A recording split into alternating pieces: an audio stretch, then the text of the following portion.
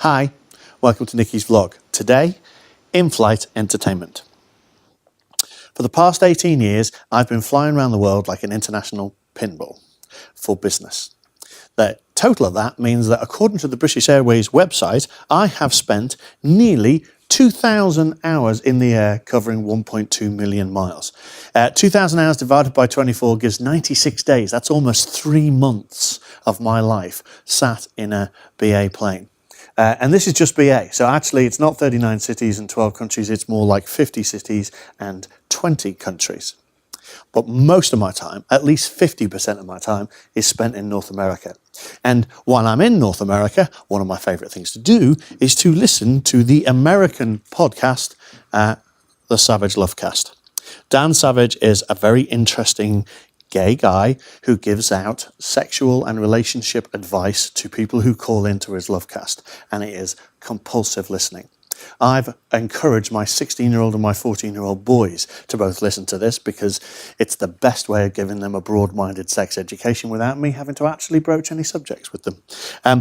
One of the things that Dan Savage says that had a massive impact on the way I see the world is he has this phrase, that in the moment when you tell somebody something like you're HIV positive, in that millisecond they learn one important thing about you. But in that millisecond you learn everything you will ever need to know about them. And the same is true of cross-dressing. The moment I break the illusion and let everybody know that what's hiding under here is a boy, in that split second I learn everything I need to know about them. And they only learn one thing about me: I cross-dress. Last week, I was flying, not on BA, but on American Airlines, from New York City down to Orlando. And for various reasons, mostly I was trying to record a blog in NYC and therefore was dressed as Nicci. I flew as Nicci. Had a lovely time. TSA were fantastic. But when I got on the plane, two very interesting things happened, which I think describe why the cross-dressing and breaking the illusion is such a powerful filter for me.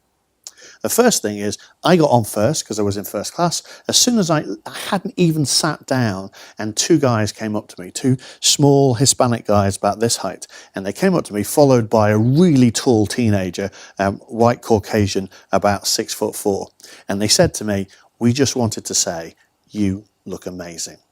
Oh, thanks very much. They said, "We're a married couple and this is our adopted son and we're going to Disney for the weekend," which was slightly bizarre because it was like this and him in the middle like that, and he didn't look like he was going for a Disney princess breakfast.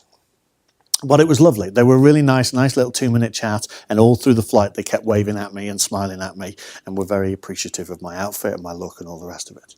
So I sat down, and then 350 people pile onto the plane going past you, and I'm watching very carefully for people's reactions. And most people don't notice. Most people just walk past you, they see a big girl in first class and they don't see me. But then a Saudi couple got on with their 3 kids. The lady was wearing a burqa, and in front of her was her daughter. And as she walked past me, she took one look at me, looked me up and down, put her hands over the eyes of her child and scuttled her child past me so that she didn't see the strange Western boy in a dress. It seems to me like this is a really good filter for me. For some people, this attracts them, and I end up having very interesting conversations with them. And for some people, it keeps them away. And I'm quite happy with that. Remember, I have another blog about 0.00006% of the world that I'd like to interact with. Well, the lady who's ashamed and doesn't want her daughter to talk to me, I probably don't want to talk to them. But the other guys, we had a great time in the bar the following night. The other advantage of flying all over the world is, of course, I get to shop all over the world. And I don't know whether any of you like my dress, but it's from a very small boutique designer down in Melbourne, a lady called Tiffany Traylor, and it's my favourite dress. I have 3 of hers. If you want to find her, she's on Finder's Lane with a little boutique, and it's all kind of one-off, run-off stuff. Absolutely fantastic. And any of you that like shopping, Melbourne is the place to go, because unlike all the other cities around the world, which are all very homogeneous with the same brands, Zara and kind of Reiss and all those things everywhere in every city, Melbourne seems to have managed to retain in the alleys all these little kind of one-off designers that are all eking out a living, designing fabulous clothes and running 1, maybe 2 shops. So, fashionistas of the world, head to Melbourne. Anyway, that's what I think about my cross-dressing. I'd really like to know what you think. So please, in the notes or get in touch, comments, you can find me at www.niccitake.com. It's at NicciTake on Twitter, /NicciTake on Facebook, or #NicciTake on Tumblr. Or you can find me on Instagram, or subscribe to my YouTube channel, or buy the book. Bye.